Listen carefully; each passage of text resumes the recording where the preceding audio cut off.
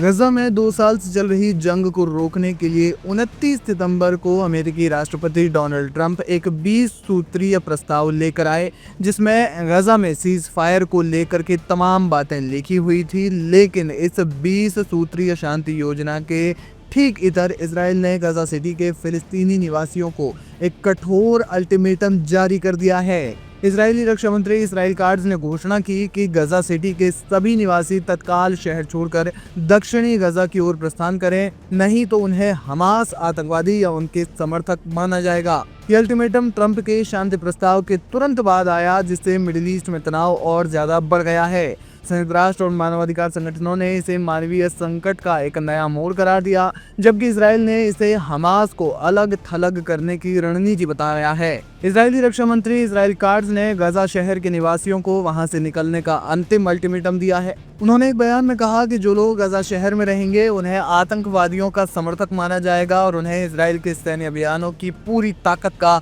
सामना करना पड़ेगा। इजराइल ने गजा में रहने वाले लोगों को गजा न छोड़ने पर एक तरह से हमास या हमास समर्थक मानने की बात कही है। वहीं दूसरी ओर इजराइल ने गजा के नेटजरिम कॉरिडोर पर कब्जा कर लिया है। जी हाँ, इजरायली रक्षा मंत्री काट्ज ने इसकी जानकारी दी। उन्होंने कहा, आईडीएफ ने गजा तट तक नेटजरिम पर कब्जा कर लिया है, जिससे गजा उत्तर और दक्षिण में बंट गया है। इससे गजा शहर के चारों ओर घेरा और ज्यादा कड़ा हो गया है और दक्षिण की ओर जाने वाले किसी भी व्यक्ति को आईडीएफ की निरीक्षण चौकियों से गुजरना होगा। ये उन गजा निवासियों के लिए आखिरी मौका है जो दक्षिण की ओर जाना चाहते हैं और हमास आतंकवादियों को गजा शहर में ही अलग थलग छोड़ देना चाहते हैं। इसराइल काट्ज ने कहा कि आईडीएफ सभी संभावनाओं के लिए तैयार है और अपने अभियान जारी रखने के लिए दृढ़ है, जब तक कि सभी बंधकों को वापस नहीं कर दिया जाता और हमास को निरस्त्र नहीं किया जाएगा, तब तक वे वहां से नहीं हटेंगे। इसराइल ने गजा सिटी के सभी निवासियों को तत्काल शहर छोड़कर दक्षिणी गजा जैसे देर अल बलाह की ओर जाने को कहा गया है। आईडीएफ ने इसे लास्ट अपॉर्चुनिटी या आखिरी मौका बताया। जानकारी के मुताबिक आईडीएफ ने गजा सिटी को लगभग घेर लिया है और बमबारी भी जारी है। यह अल्टीमेटम हमास पर दबाव बनाने और उसे ट्रंप के 20 सूत्रीय शांति प्लान को स्वीकार करने के लिए मजबूर करने की रणनीति का एक हिस्सा लगता है। एक्सपर्ट्स मानते हैं कि ये उसी रणनीति का हिस्सा है ताकि दबाव बनाकर हमास को किसी भी तरह से अपनी बात उससे मनवाई जा सके। खास बात यह है कि अल्टीमेटम ट्रंप के शांति प्रस्ताव के बाद आया, जिसे पीएम नेतन्याहू ने समर्थन दिया है। आपको बता दें कि 29 सितंबर को व्हाइट हाउस में डोनाल्ड ट्रंप ने गजा युद्ध रुकवाने के लिए एक शांति प्रस्ताव दिया, जिसमें उन्होंने 20 सूत्रीय योजना पेश की। इजरायली पीएम बेंजामिन नेतन्याहू ने इसे मिडिल ईस्ट में ऐतिहासिक मोड़ बताया। इस प्रस्ताव में इजराइल हमास संघर्ष का तुरंत अंत, जिसमें हमास को 72 घंटों के अंदर सभी बंधकों की रिहाई करनी होगी। हालांकि हमास इसे स्वीकार करेगा, इसकी संभावना बहुत कम है, क्योंकि अब तक उनकी ओर से जो बयान सामने आया है उसमें उन्होंने कहा कि ट्रंप के इस प्रस्ताव में फिलिस्तीनियों के हितों की अनदेखी की गई है, जो किसी भी कीमत पर नाकाबिले बर्दाश्त है। दूसरी ओर कतर ने भी इस प्रस्ताव पर आपत्ति जताई है। देखना ये होगा कि जंगबंदी को लेकर क्या कदम उठाए जाते हैं।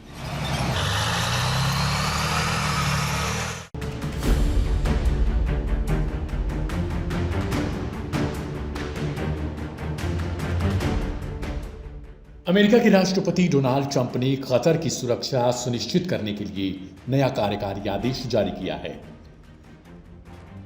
इस आदेश में कहा गया कि यदि कतर पर फिर कभी हमला हुआ तो अमेरिका प्रतीकात्मक सैन्य कार्रवाई करेगा और कतर की क्षेत्रीय अखंडता की रक्षा सुनिश्चित करेगा।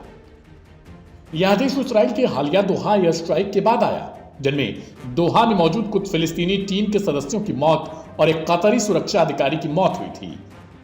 घटना ने क्षेत्रीय और वैश्विक चिंता उभारी। इसराइल ने कहा कि इन हमलों का निशाना हमास से कुछ कमांडर थे, जो दोहा में गजा के लिए अमेरिकी मध्यस्थता वाले युद्धविराम प्रस्ताव पर चर्चा कर रहे थे। इस घटना के बाद इसराइल के प्रधानमंत्री बेंजामिन नेतन्याहू ने कतर से क्षमा मांगी और व्हाइट हाउस कॉल में ट्रंप ने भी स्थिति के विवरण पर बातचीत की। अपने आदेश में डोनाल्ड ट्रंप ने कतर और अमेरिका के बीच सैन्य सहयोग और साझा हितों पर जोर दिया और कहा कि कतर ने कई बार क्षेत्र में शांति और स्थिरता के लिए अमेरिका का साथ दिया। इसलिए उनके शब्दों में कतर की सुरक्षा की गारंटी अब अमेरिकी नीति का अहम हिस्सा है। 9 सितंबर की हवाई कार्रवाई के बाद वाशिंगटन ने कतर के साथ रिश्ते सुधारने की भरपूर कोशिश की। वहीं इसराइल के प्रति अपनी वफादारी भी दर्ज रखी। अमेरिकी विदेश मंत्री की कतर यात्रा और अरब मुस्लिम नेताओं की दोहा में एकजुटता ने स्थिति की नाजुकता को और उजागर किया। कतर ने उन हमलों को कायरतापूर्ण और विश्वासघात करार दिया और उसने अपनी संप्रभुता की रक्षा का संकल्प जताया। मिडिल ईस्ट के कई जानकार अब भी मानते हैं कि ट्रंप ने यह सुरक्षा गारंटी इसलिए भी जारी की ताकि कतर खुले तौर पर अमेरिका इस्राएल के गाजा पीस प्लान की शर्तों का विरोध न करे।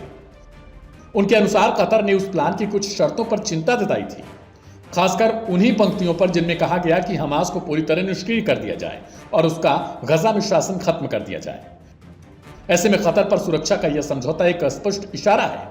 अमेरिका यह सुनिश्चित करना चाहता है कि कतर जो मध्यस्थता और मेजबानी का रोल निभा रहा, वह सार्वजनिक रूप से प्लान का विरोध न करे और क्षेत्रीय सहयोग बनाए रखे। विशेषज्ञों का भी कहना है कि यह कूटनीतिक चाल बहुत कुछ संकेत करती है। यह न केवल कतर की सुरक्षा की बात है, बल्कि यह इस बात का भी पैगाम है कि अमेरिका अपने सहयोगियों के बीच राजनीतिक आदेश व्यवस्था कायम रखना चाहता है ताकि गजा पर प्रस्तावित व्यवस्था पर एक तरह का सामूहिक समर्थन दिखाई दे। कुल मिलाकर यह कदम क्षेत्रीय कूटनीति का एक महत्वपूर्ण मोड़ है। सुरक्षा की गारंटी, माफी स्वीकारा और मध्यस्थताओं की कोशिशें सभी मिलकर यह दर्शाती हैं कि गजा के विवाद का समाधान कितना जटिल और संवेदनशील मसला बना हुआ है। ऐसे में अब देखना यह दिलचस्प होगा कि कतर क्या इन सुरक्षा गारंटियों के बाद इसराइल और हमास के बीच जो शांति वार्ता के लिए अमेरिका के द्वारा एक 20 सूत्रीय मांग रखी गई है उसको मान लेगा या फिर अब भी अपनी उन शर्तों पर एक बार फिर से विरोध दर्ज कराएगा जिनमें हमास को अपने हथियार त्यागने के लिए कहा गया है। इस रिपोर्ट को लेकर आपकी क्या प्रतिक्रिया है, कमेंट बॉक्स में जरूर लिखें।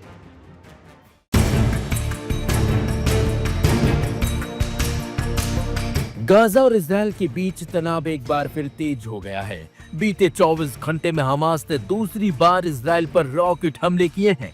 तेल अवीव शहर को निशाना बनाया गया है, जहां देर रात रॉकेटों की बारिश से आसमान जगमगा उठा, जिसके चलते इजराइल में हड़कंप और अफरा तफरी मच गई है। जी हाँ, तेल अवीव के आसमान में रॉकेटों की चमक और जमीन पर दहशत का माहौल। सोमवार देर रात गाजा से हमास ने इजराइल पर एक के बाद एक रॉकेट दागे।